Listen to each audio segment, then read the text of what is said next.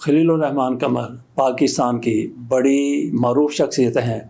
ان کے ساتھ جو کچھ ہوا وہ آپ کے سامنے رکھتے ہیں۔ ان کو اغوا کیا گیا، ان کو گھر سے بلایا گیا، اٹھایا گیا، یا وہ اپنی مرضی سے چلے گئے، پوری تفصیل میں آپ کے سامنے رکھتا ہوں۔ اس کے بعد ہم تھوڑا سا اپنا تجزیہ دیں گے۔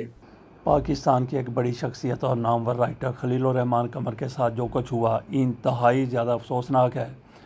اب تک کے سامنے آنے والی تفصیلات کے مطابق ان کو تاوان کے لیے اغوا کیا گیا۔ ان کو کیسے ایک خاتون کی طرف سے گھر بلایا گیا، یرغمال بنا کر ان سے لاکھوں روپے نکلوا لیے گئے، دھمکیاں دی گئیں، تاوان کا مطالبہ کیا گیا۔ اس سارے قضیے کا ماسٹر مائنڈ حسن شاہ بھی سامنے آ چکا ہے، مگر وہ اس گینگ کا واحد ملزم ہے جو ابھی تک گرفتار نہیں ہو سکا۔ 4 خواتین سمیت 12 افراد حراست میں لیے جا چکے ہیں۔ سب سے پہلے آپ کے سامنے رکھتے ہیں شروع میں آنے والی خبر، اور اس کے بعد پھر پرت کھلتے چلے گئے۔ ابتدائی خبر کچھ یوں تھی: ڈرامہ بنانے کے بہانے لوٹ لیا، خلیل الرحمان قمر کا مقدمہ درج۔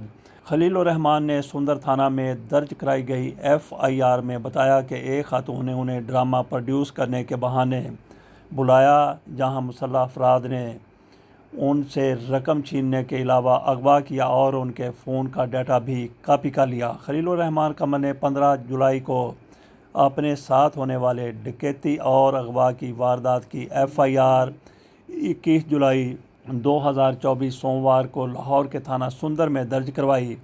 پولیس نے اتوار 21 جولائی کو بتایا کہ ڈرامہ نگار خلیل الرحمان قمر نے اپنے اغوا اور ڈکیتی کا مقدمہ درج کروایا ہے، جس کی تفتیش پولیس کے آرگنائزڈ کرائم یونٹ نے شروع کر دی ہے۔ FIR کے مطابق ایک خاتون نے انہیں ڈرامہ پروڈیوس کرنے کی پیشکش کے بہانے بلایا، لیکن وہاں مسلح افراد نے ان سے رقم ہتھیانے کے علاوہ اغوا کیا اور فون سے ڈیٹا بھی کاپی کر لیا۔ DIG organised crime unit Imran Kishwar کے مطابق خلیل الرحمان قمر نے نامعلوم وجوہات کی بنا پر فوری FIR درج نہیں کروائی، لیکن اب انہوں نے تھانہ سندر میں درخواست دی، جس پر ان کی مدعیت میں اغوا اور ڈکیتی کی دفعات کے تحت مقدمہ درج کر لیا گیا۔ FIR میں خلیل الرحمان قمر نے بتایا کہ 15 جولائی کو رات 12 بجے انہیں ایک نامعلوم نمبر سے کال آئی۔ کال کرنے والی خاتون نے اپنا نام آمنہ عروج بتایا اور کہا کہ میں آپ کی بہت بڑی فین ہوں، انگلینڈ سے آئی ہوں اور آپ کے ساتھ ڈرامہ بنانا چاہتی ہوں، جس کے بعد خاتون نے مجھے بحریہ ٹاؤن کی لوکیشن بھیج دی اور میں 4:40 پر وہاں پہنچ گیا۔ رات کے پچھلے پہر صبح کاذب کے وقت خلیل الرحمان قمر صاحب ڈرامہ لکھنے پہنچ گئے۔ اپنے بیان میں مزید بتایا کہ آمنہ نے انہیں کمرے میں بٹھایا تو اسی دوران دروازے کی گھنٹی بجی۔ آمنہ نے کہا کہ کوئی ڈیلیوری آئی ہے۔ دروازہ کھلتے ہی جدید اسلحے سے لیس تقریباً 7 افراد اندر داخل ہو گئے اور ان کے ہاتھ کھڑے کروا کر ان کی تلاشی لی گئی اور ان کا پرس لے لیا گیا۔ پرس میں 6,000 روپے، ATM کارڈ اور شناختی کارڈ وغیرہ تھا، جبکہ میرا iPhone 11 بھی لے لیا گیا، جس کی قیمت 1.5 لاکھ روپے ہے۔ خلیل الرحمان قمر اپنے بیان میں بتاتے ہیں کہ ملزمان نے مجھ سے زبردستی میرے فون کا پاس ورڈ لیا اور میرے فون کا ڈیٹا اپنے فون میں ٹرانسفر کر لیا اور مجھے بری طرح زد و کوب کیا۔ اسی دوران ایک ملزم ان کا ATM کارڈ لے کر اٹھا اور گن پوائنٹ پر اس کا پاس ورڈ پوچھا اور ATM مشین سے 2,67,000 روپے نکلوا کر کہا کہ انہیں مار دینے کا حکم ہے اور ان سے 1 کروڑ روپے کا مطالبہ بھی کیا۔ میں نے انہیں کہا میرے پاس اتنی رقم نہیں، تو 7 مرد اور ایک خاتون مجھے اغوا کر کے فلیٹ سے نیچے لے آئے، جہاں مزید 5 مسلح افراد کھڑے تھے، جنہوں نے مجھے زبردستی گاڑی میں ڈالا، میری آنکھوں پر پٹی باندھی اور مجھے نامعلوم جگہ کی طرف لے کر نکل پڑے۔ تھوڑی دیر بعد ایک ویران جگہ پر مجھے اتارا جہاں ارد گرد مسلح لوگ تھے اور مجھے سڑک کنارے بٹھا کر 2 گاڑیوں میں کچھ اور لوگ وہاں آئے اور پھر میری آنکھوں پر پٹی باندھ کر کسی اور نامعلوم جگہ لے گئے۔ اسی دوران جو شخص گاڑی چلا رہا تھا اس نے ان کے 1 لاکھ روپے مالیت کی گھڑی بھی اتروائی۔ گاڑی سے نیچے اتار کر ان پر ذہنی و جسمانی تشدد کیا۔ انہوں نے مجھے کہا کہ کلمہ پڑھ لو اور پھر میرے پاؤں پر فائر کیا، جس سے خوش قسمتی سے میں بچ گیا۔ خلیل الرحمان قمر کہتے ہیں کہ پھر انہوں نے مجھ سے مزید رقم کا مطالبہ کیا تو میں نے کہا کہ مجھے موبائل فون دیں، میں کسی رشتہ دار یا دوست سے بندوبست کرنے کا کہتا ہوں۔ جب موبائل فون دیا تو میں نے اپنے دوست حفیظ کو کال کی، مجھے 10 لاکھ روپے چاہیے۔ دوست نے کچھ دیر بعد مجھے کال کر کے بتایا کہ اس کے پاس اتنے پیسے نہیں۔ یہ سن کر اغوا کار مجھے مارنے لگے اور پھر آنکھوں پر پٹی باندھ کر گاڑی میں لے کر نکل پڑے۔ 15-20 منٹ کے بعد مجھے کسی ویران جگہ پر اتار کر فرار ہو گئے۔ پولیس آفیسر عمران کشور کا کہنا تھا کہ واردات کے بعد ملزمان انہیں ننکانہ صاحب میں ہی ایک ویران جگہ پر چھوڑ گئے۔ ملزمان ان کی گاڑی بھی ساتھ لائے تھے جو انہوں نے وہیں خلیل الرحمان قمر کے ساتھ چھوڑ دی، جس پر وہ واپس اپنے گھر پہنچے۔ اس حوالے سے مزید تفصیلات سے قبل سوشل میڈیا پر ٹاپ ٹرینڈ ہونے والی خبر لیتے ہیں۔ اس واقعے کے بعد ایکس یعنی سابق ٹویٹر پر خلیل الرحمان قمر کے ایک پرانے انٹرویو کی ویڈیو زیر گردش ہے، جس میں وہ خواتین کو مردوں کی برابری کے لیے کسی مرد کو اغوا کرنے کی بات کر رہے ہیں۔ خلیل الرحمان قمر کہہ رہے ہیں، مجھ سے کچھ ماہ پہلے کسی نے مرد و خواتین کی برابری کے بارے میں پوچھا تو میں نے ان سے سوال کیا کہ آپ نے کبھی خبر پڑھی ہے کہ 5 مردوں نے مل کر لڑکی کو اغوا کر لیا ہو؟ جس پر جواب ملا، جی ہاں پڑھی ہے۔ میں نے پوچھا تو کیا آپ نے یہ خبر پڑھی ہے کہ 5 لڑکیوں نے مل کر کسی مرد کو اغوا کر لیا ہو؟ تو اس کا جواب نہ میں تھا۔ اگر مردوں کی برابری کرنی ہے تو یہ کر کے دکھائیں۔ سوشل میڈیا صارفین اس ویڈیو کو مختلف عنوان دے کر شیئر کر رہے ہیں۔ اظہر خان نامی صارف نے اپنی پوسٹ میں لکھا، آمنہ عروج نے تو خلیل الرحمان قمر کی خواہش پوری کی ہے۔ حسن سعید نامی نے لکھا کہ سوال یہ ہے کہ خلیل الرحمان قمر آدھی رات کو ایسی خاتون سے ملنے کیوں گئے جنہیں وہ جانتے نہیں؟ انہیں گھر پر رہنا چاہیے تھا۔ بہرحال اس کا جواب آگے آ کر دیا گیا ہے کہ خلیل الرحمان قمر کیوں رات کے وقت وہاں پہ گئے تھے۔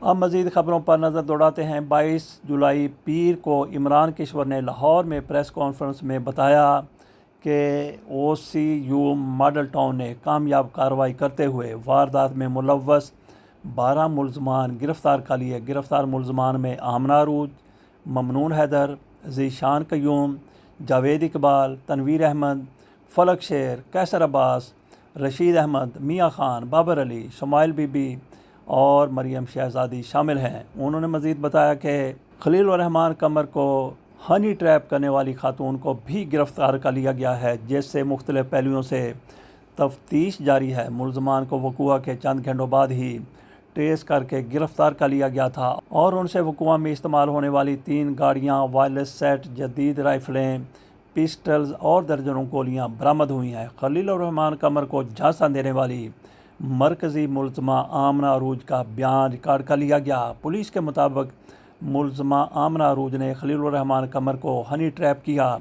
ملزمہ گوجرانوالا کی رہائشی ہے اور ہائی پروفائل افراد کو جھانسا دے کر بھاری رقوم بٹورتی ہے۔ ملزمہ نے اپنے بیان میں بتایا کہ اس کی خلیل الرحمان قمر سے 10 سے 15 روز تک بات ہوتی رہی، فون پر بات ہوئی اور چیٹ کے دوران بھی تصاویر کا تبادلہ ہوا۔ خلیل الرحمان قمر نے ملنے کا کہا تو میں نے انہیں گھر بلا لیا۔ 23 تاریخ کو آمنہ عروج کو جوڈیشل مجسٹریٹ نبیلہ عامر کی عدالت میں پولیس کی طرف سے پیش کیا گیا۔ پولیس کی درخواست پر عدالت نے 3 روزہ ریمانڈ دے دیا۔ دیگر 11 ملزمان کو شناخت پریڈ پر جیل بھیج دیا گیا۔ دوران سماعت پولیس نے موقف اختیار کیا کہ ملزمہ آمنہ عروج سے تفتیش درکار ہے۔ ملزمہ سے مال مقدمہ اور دیگر اشیاء ریکور کرنی ہیں۔ عدالت نے آمنہ عروج کا جسمانی ریمانڈ دے دیا۔ عدالت نے پولیس کی استدعا کو منظور کرتے ہوئے ملزمہ کو 3 روز کے لیے پولیس کے حوالے کر دیا۔ جیسا کہ پہلے ہی بات ہو چکی ہے کہ اس اغوا کا ہنی ٹریپ کا ماسٹر مائنڈ حسن شاہ ہے، وہ پکڑا نہ جا سکا۔ حسن شاہ نے بلیک میلنگ کے لیے پولیس کے مطابق مرد اور خواتین کا گروہ بنا رکھا تھا۔ حسن شاہ بلیک میلنگ کے ذریعے کروڑوں روپے کما چکا ہے۔ رات کو 2 بجے ملاقات کے حوالے سے ہم نے بات کی تھی۔ اس کی توجیہ خلیل الرحمان قمر نے یہ بیان کی ہے کہ مجھے ڈاکٹر نے دھوپ میں نکلنے سے منع کیا ہوا ہے، میں ساری رات کام کرتا ہوں اور ہمارے کام میں جنس کی کوئی تخصیص نہیں ہوتی کہ مرد ہے یا عورت ہے۔ یہ سارا کچھ مد نظر رکھتے ہوئے تبصرے میں کچھ بھی نہ کہا جائے تو ایک واضح تصویر بنتی ہے۔ یہ بھی باور ہوتا ہے کہ خلیل الرحمن قمر نے ایک ہفتے تک مقدمہ درج کرانے میں صرف بدنامی سے بچنے کے لیے گریز کیا، لیکن ان کا بالآخر یہ بہت بڑا کام اور کارنامہ ہے کہ لوگ ان کا مذاق اڑا رہے ہیں، مگر انہوں نے بہت سے اپنے جیسے لوگوں کو ایسے ہنی ٹریپ سے اغوا ہونے سے محفوظ کر دیا ہے۔ یہ ان کی بڑی ہمت اور جرت ہے کہ انہوں نے کیس درج کروایا اس سوچ کو بالائے طاق رکھتے ہوئے کہ معاشرہ کیا کہے گا، لوگ کیا کہیں گے۔ ویل ڈن خلیل الرحمن قمر، ویل ڈن۔ آپ کے سامنے خلیل الرحمن قمر کے ساتھ جو کچھ ہوا اس کی اب تک کی سامنے آنے والی تفصیلات رکھ دی گئی ہیں۔ وہ لالچ کا شکار ہوئے ہیں یا کیا ہوا، ان کو اغوا کیا گیا، جو کچھ بھی ہے، بہرحال جیسا کہ ہم نے پہلے کہہ دیا کہ انہوں نے بڑی جرت کا، بڑی دلیری کا مظاہرہ کیا، جس طرح سے وہ میدان میں آ گئے، جس طرح انہوں نے بالآخر پرچہ کروا دیا، اور کئی شریف لوگوں کو، شریف تو آپ ان کو نہ کہیں، بہرحال ایسے لوگ جو ٹریب میں آ سکتے تھے ممکنہ طور پر، وہ بچ جائیں گے۔ خلیل الرحمن قمر، جیسا کہ ہم نے اپنے تھم نیل میں بھی لکھا ہے، لالچ بری بلا یا پھر ناجائزات کا بھوت لا دوا، جس کی کوئی دوا نہیں ہوتی۔ بہرحال خلیل الرحمن قمر صاحب ٹریپ ہوئے، ہنی ٹریپ ہوئے۔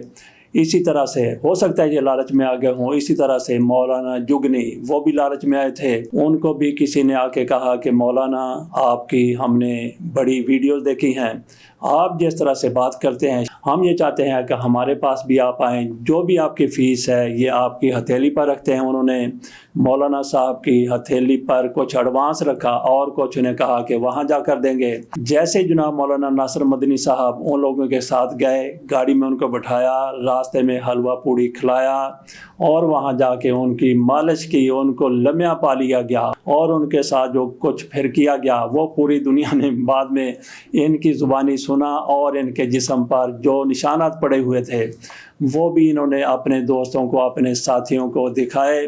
پتہ چلا کہ یہ ساری کارروائی حق خطیب کی طرف سے کروائی گئی تھی۔ وہ شف شف کرتے ہیں، پھونکے مارتے ہیں، اور اس کے بعد پھر ایک عرصے بعد ان دونوں کی صلح بھی ہو گئی۔ یہ آپ کے سامنے ہم نے صورتحال رکھ دی مولانا جگنی کی۔ مولانا جگنی کے ساتھ جو کچھ ہوا وہ دیکھ لیا۔